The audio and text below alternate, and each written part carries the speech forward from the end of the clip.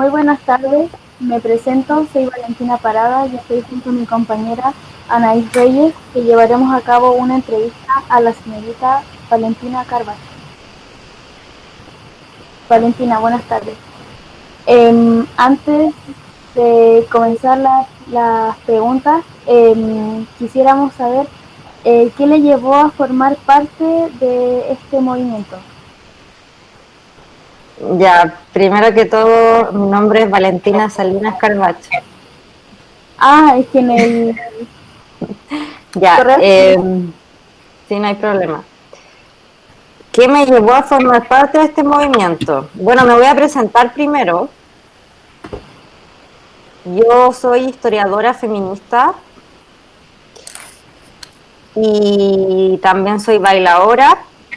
Comencé a ingresar a ciertas organizaciones, a vincularme al movimiento feminista cuando sufrí violencia, acoso en la Universidad Academia de Humanismo Cristiano por parte de un profesor que actualmente ya fue expulsado, pero después de 4 años de un procedimiento que fue muy tortuoso para mí porque la institución durante el primer periodo fue muy pasiva y muy complaciente con él y no se atendió mi situación ni hubo un acompañamiento hacia mí, siendo que en ese momento yo era trabajadora de la universidad.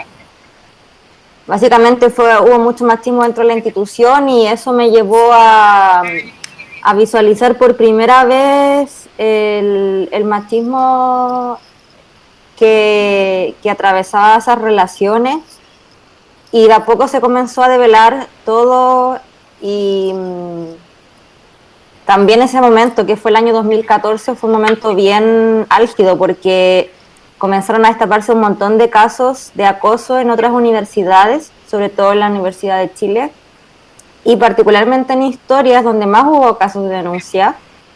Se denunció a Leonardo León, a Fernando Ramírez, dos profesores que habían abusado de varias alumnas y Leonardo León finalmente el extremo fue que su hija terminó denunciándolo también de violación.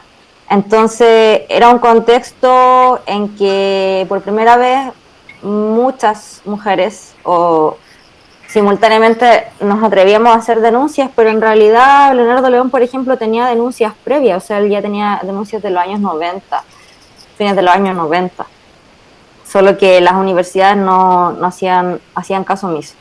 Entonces, para mí esta fue como la primera ventana para considerarme feminista y comenzar a ser parte del movimiento. Que pone que no se haga nada, que la justicia no proteja a las mujeres ni las ayude, que es lo importante, porque todos merecen el mismo respeto y no por ser mujer hay que dejarse pasar, hay que llevar ni caer.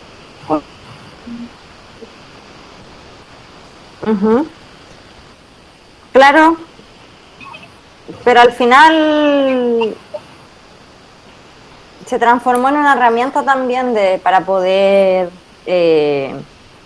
luchar más transversalmente, porque lo que me sucedió a mí es algo que le sucede todo el tiempo a todas las mujeres, el tema que en ese momento no había una conciencia, porque también hay un borramiento del movimiento feminista. En el periodo en el que yo nací, crecí, o sea, en el que me desarrollé en mi vida, nunca hubo ningún tipo de cuestionamiento ni problematización al respecto. Entonces teníamos una naturalización de esa opresión del género y por lo tanto era mucho más difícil poder verlo, y una vez que lo vemos creo que fue súper importante porque también te permite recomponerte y luchar contra eso. Porque si tú no puedes visibilizar que sufres violencia, no puedes luchar contra eso. Que fuerte todo esto, que no hace nada toda la situación. Ya, empecemos con las preguntas. ¿Cuáles son las demandas, las principales demandas de este movimiento? Todas. A ver, habría que pensar primero como en el objetivo o en el norte transversal, que es abolir un patriarcado que es racista, que es heterosexista. O sea, eso estructuralmente, y por lo tanto en todos los ejes hay demandas específicas. Se habla de una educación no sexista en los colegios, en las escuelas, en los currículums, pero esta educación no sexista también debe ser antirracista, y eso es algo que el movimiento feminista también está comenzando a poner de relieve, por ejemplo. Esta educación no sexista no debe ser una educación solamente dentro de los colegios, dentro del currículum. Debe haber una formación a las y los docentes, pero también en los territorios. O sea, que exista una comunidad donde la educación se vea en la misma ciudad. Tenemos empapeladas todas las calles de nombres masculinos y lo que hemos hecho como movimiento ha sido de hecho resignificar esos nombres, tener derecho a la ciudad. Por lo tanto, la educación la estamos pensando como feministas no solamente en el espacio institucional, que sin duda es clave, sino que también en el ámbito social y cultural. Y ahí pasamos a un segundo elemento, que es el espacio de la cultura, de los medios, la cultura entendida, ¿cierto?, como el ámbito, ¿cierto?, de la construcción simbólica y los medios de comunicación, la representación que se hace de las mujeres, ¿cierto?, en los medios de comunicación, como otro elemento súper importante. A nivel político estamos luchando por la paridad, ¿cierto? Y bueno, hoy día mismo hubo elecciones, ¿cierto?, para gobernadores y no sé si se dieron cuenta que la mayoría de quienes estaban de candidatos eran hombres. Entonces, en términos de la representación política, tampoco existimos y lo mínimo que debiese existir es una paridad a nivel de todas las instituciones, no solamente dentro del Congreso. En todos los espacios debiésemos tener condiciones paritarias. En términos de violencia, debiese haber una ley que fuera de prevención y sanción contra la violencia hacia las mujeres, porque lamentablemente no se está evaluando el tema de la prevención, y la prevención es fundamental para evitar que exista violencia de facto. Entonces, que debe existir una ley integral y no una ley solamente que sancione, y peor aún en casos de violaciones y no en casos menores. O sea, no hay una ley propia para, por ejemplo, los femicidios. Entonces, eso también es fundamental. Y una ley que prevenga implica también pensarlo desde la perspectiva nuevamente de la educación. En términos económicos, estamos buscando que el trabajo que se realiza al interior del hogar, que se denomina siempre lo que hace la dueña de casa, que es un trabajo no remunerado, sea reconocido, que tenga un pago, un salario por desarrollarse. Porque históricamente, ¿cierto?, una de las herramientas de control hacia las mujeres, ¿cierto?, es mantenerlas en el espacio privado como esclavas. La metáfora tampoco le hace justicia a la historia de la esclavitud en América Latina, ¿cierto?, pero mujeres como subyugadas, ¿cierto?, a este modelo en que dependen económicamente de los hombres, que son los que sí trabajan en el espacio público cuando ellas también están trabajando, pero entonces están en una relación de permanente dependencia en términos económicos.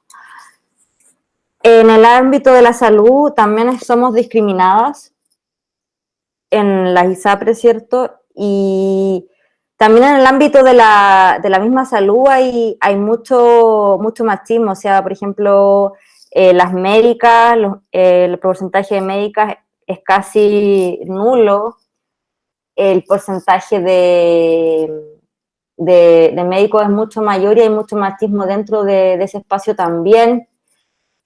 Y otro elemento que está muy presente también en la discusión, pero que a veces se olvida, es la solidaridad de nuestro movimiento con el pueblo mapuche y las personas migrantes. No creo que ese trabajo hay que articularlo de manera mucho más potente, pero el movimiento feminista se plantea desde una búsqueda por eliminar todas las formas de opresión, no solamente una opresión que es del género, sino que visibilizar todas estas dimensiones. Por lo tanto, también en esta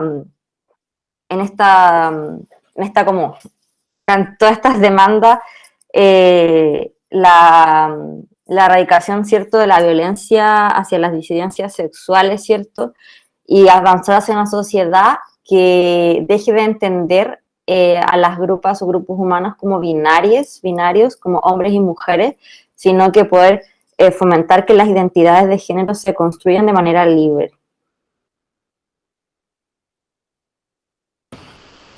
Se me puede haber ido algo porque siempre se dan muchas cosas, son demasiados temas. Y creo que son como lo principal por lo que se pelea. Que haya... El aborto, el derecho a nuestro cuerpo. Un aborto que sea libre, seguro, gratuito, obviamente. Tampoco es algo que tenemos.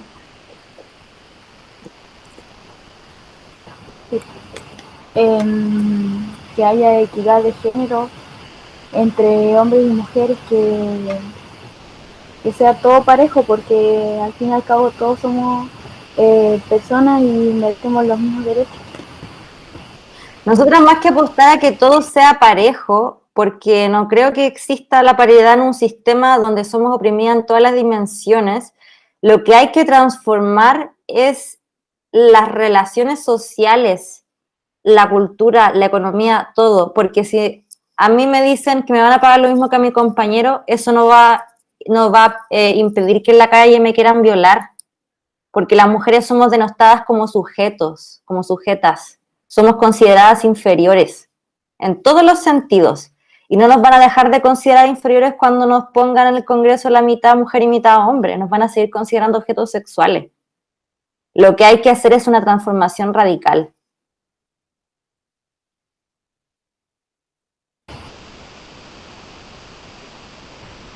Esa es mi opinión. Esa es mi opinión.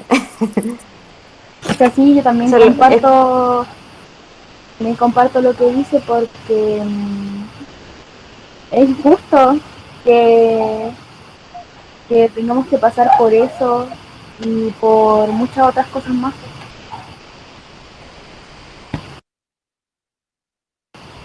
Ya. Pasemos a la siguiente pregunta, Anaí. Bueno, entre todo lo que usted dijo, ya como que ya contestó la siguiente pregunta, pero sería, ¿por qué es importante que las personas conozcan la importancia de este movimiento? Aparte de todo lo que conlleva la,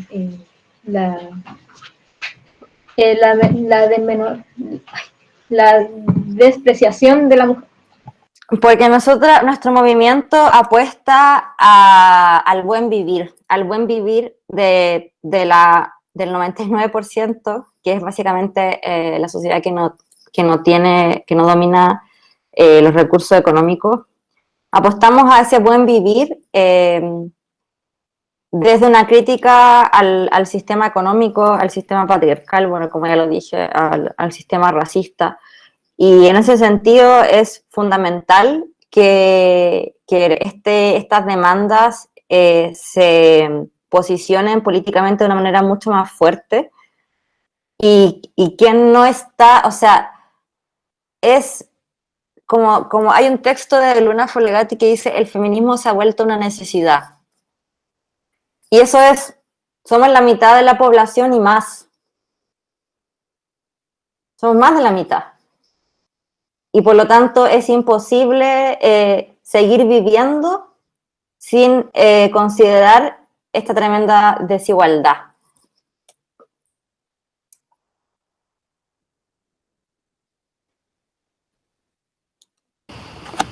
Sí.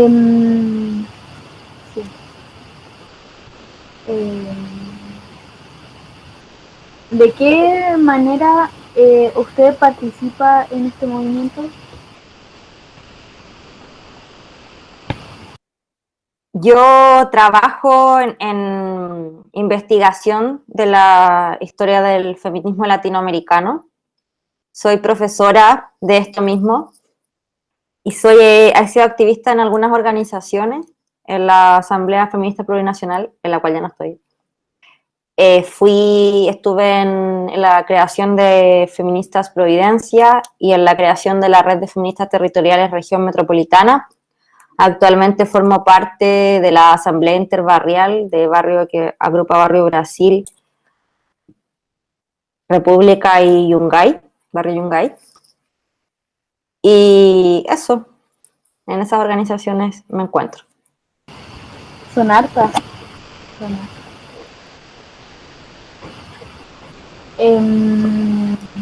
Anaí.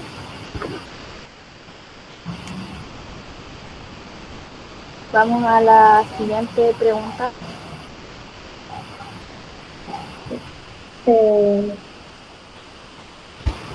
¿Cómo cree usted que podemos concientizar a las personas respecto a este movimiento?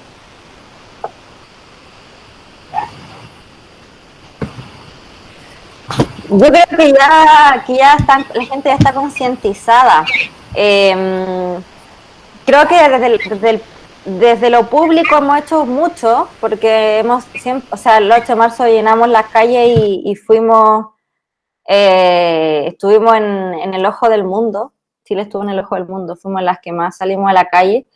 Y a nivel público hemos hecho un montón de cosas. Yo creo que en el ámbito de lo privado se hace necesario en las relaciones cotidianas expandir esto, ampliar las redes entre mujeres, que aquellas mujeres que están siendo agredidas tengan algún tipo de acompañamiento, que es lo que más nos importa, porque al final, si yo, mi compañera de una organización, nos sucede algo, tenemos el apoyo, tenemos redes, pero nuestra preocupación es a esas mujeres que no tienen ningún tipo de red, que están solas y que están siendo agredidas.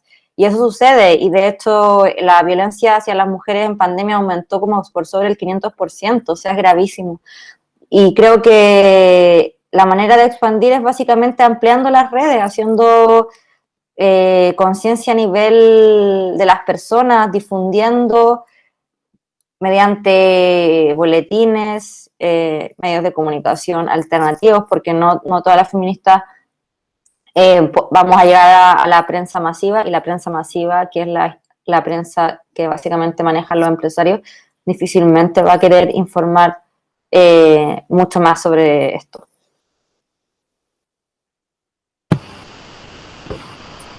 ¿Cómo se vincula el movimiento feminista con los otros movimientos? ¿El movimiento feminista con qué? Con los otros movimientos sociales. Mira, yo no te puedo hablar tanto de eso porque yo no soy parte de organizaciones mixtas, justamente porque no me gusta relacionarme con hombres, pero sí te lo puedo explicar, quizá lo puedo hablar desde la perspectiva historiográfica. Y históricamente el movimiento feminista ha tenido una relación súper tensa con los movimientos sociales. Más bien, y sobre todo a partir de los años 80, cuando las feministas se dan cuenta que el patriarcado es un sistema de dominación y no son desigualdades en ciertos aspectos de la sociedad. Como sistema de dominación ven que se reproduce en el ámbito privado y por lo tanto en la violencia que hay entre las compañeras y los compañeros. Y en ese sentido comienzan a visualizar que los movimientos de izquierda, en los que ellas mismas se encuentran, son muy machistas. Entonces siempre hay una histórica tensión con otros movimientos. Incluso dentro del mismo movimiento feminista hay tensiones. Y actualmente esa tensión se mantiene de manera muy fuerte. Yo no voy a hablar de nombres ni apellidos de las organizaciones, pero sí puedo decir que hay organizaciones que se han quebrado porque los hombres pasan a llevar a las mujeres, no las dejan hablar, las han violentado. A veces hay mujeres que se encuentran con agresores en los movimientos mixtos. Siempre son las mujeres las que tienen que estar armando protocolos, haciendo como control de cuadros, es decir, como diciéndole a los compañeros lo que no tienen que hacer y después igual lo hacen. Entonces es súper complicado porque el machismo está en toda la sociedad y por lo tanto en los movimientos sociales esa lógica también se reproduce, y en los movimientos mixtos en general hay muchos más hombres que mujeres hablando. Entonces, ¿cómo se relaciona? Desde la tensión. Se intenta generar un diálogo, a generar alianzas, pero siempre desde la tensión y desde el conflicto. Se creen superiores. Sí. Vamos a la siguiente pregunta. ¿Cómo cree usted que ven las personas el movimiento feminista? ¿Qué personas? De un punto objetivo. Pero ¿cuáles personas? O sea, pero cualquier persona que no esté consciente de este, o que no sepa de este movimiento, y apenas, y cuando lo, o sea, y cuando lo lleve a conocer, o sea, que es lo que él piensa. Es que yo creo que esa pregunta es muy difícil de responder porque depende del grupo de personas, del grupo etario, de la ciudad en que viva, de si es de derecha o si es de izquierda. No, no creo que haya una respuesta a eso.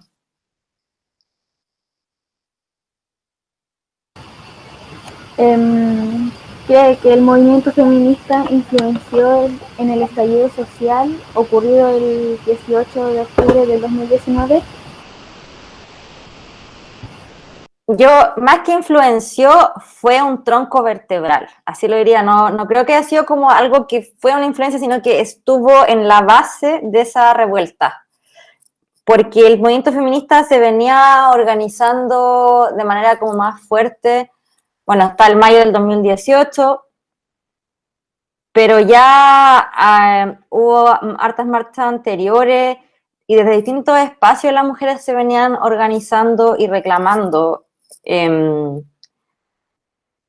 con mejores, o sea, con mejores condiciones en la vida cotidiana y en todos los ámbitos. Y nosotras las mujeres que somos la mitad de la población, muchas ya estábamos muy politizadas, entonces en el momento que viene la revuelta, esta revuelta no es una revuelta de clase, es una revuelta feminista de clase y es una revuelta anticolonial, porque también está muy vinculada al pueblo mapuche. O sea, poco antes había sucedido el asesinato a Matías Catrillanca, y ya había mucha sensación de injusticia y mucha rabia. La rabia y la revuelta, este proceso de ebullición en que que todo arde y la ciudad de Santiago, al menos donde yo vivo, estaba ardiendo, es justamente como fruto de todas estas violencias que estamos viviendo como pueblo. Y por lo tanto el movimiento feminista no es una influencia, sino que es parte de esta ebullición.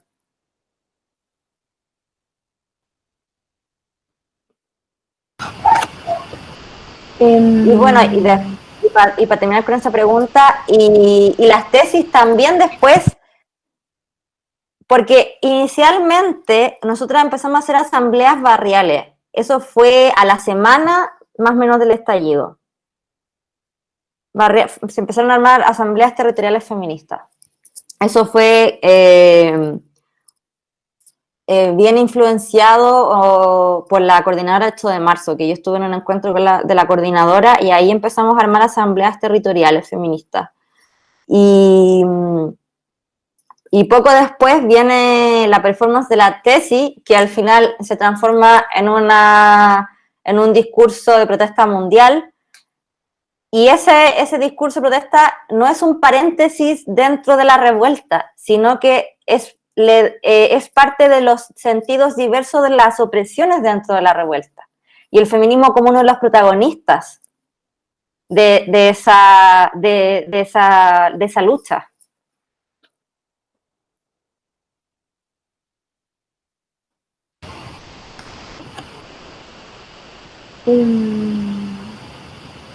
La siguiente pregunta.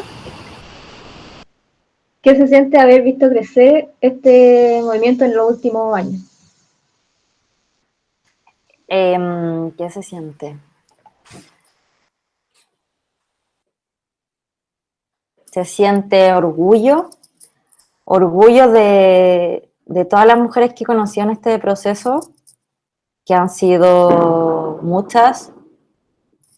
Se siente rabia, porque cuando estás con otras mujeres y te apoyas y te das cuenta de todo lo que ha sucedido, a otras mujeres que antes no lo sabíamos porque no lo hablábamos, entonces tú sientes más rabia, porque te toca conocer la violencia que han vivido tus compañeras.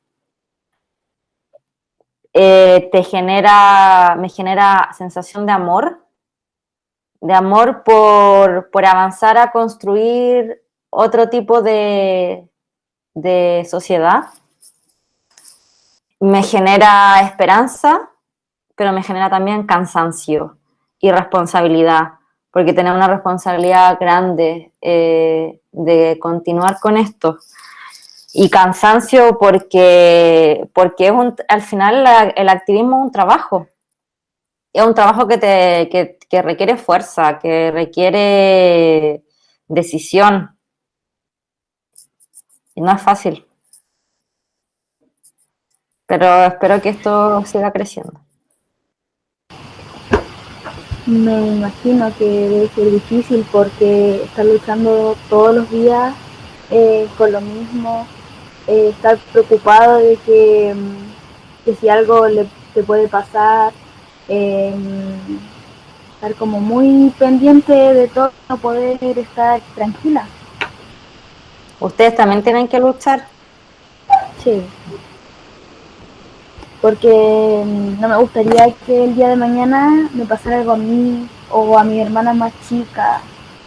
Entonces es algo que se tiene que seguir luchando.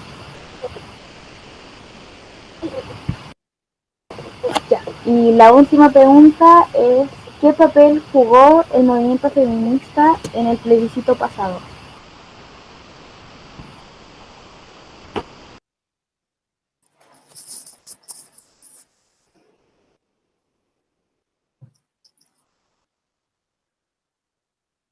Creo que esta pregunta es como muy similar a la de la revuelta, porque el plebiscito es básicamente la respuesta que da el gobierno ante el movimiento que está en las calles. Y ahí el rol de nosotras fue, por una parte, condenar ese pacto que se hizo entre los políticos, y en mayoría hombres, quienes hicieron ese pacto, y condenar también la violencia, la mutilación de ojos, Fabiola Campilla y Gustavo Gatica, entre tantas y tantos otros, los presos políticos, es decir, la denuncia hacia la violencia de Estado, la violencia terrorista de Estado, pero también el apoyo a este proceso, porque es básicamente los límites que, o sea, son como los marcos posibles dentro de un contexto de pandemia. Entonces también se hizo bastante campaña dentro de las organizaciones feministas de base para apoyar el apruebo, para informar en qué consiste y también para decir que la paridad solo se garantizaba en el caso de que saliera la apruebo convención constitucional, porque en el caso de que eso le hice rechazo, no hubiésemos tenido la paridad. Entonces también estuvimos haciendo campaña con eso, pero si hubiésemos hecho campaña, ¿no? Igual hubiese ganado la apruebo. Y están todos a favor de eso y que cambiaran las cosas para que todo sea mejor para todos. Sí.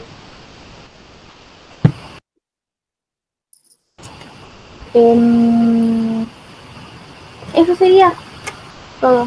Muchas gracias por su tiempo y por responder nuestras preguntas. Ya, gracias a ustedes, que estén muy bien. Igual. Igual. Chao. Chao.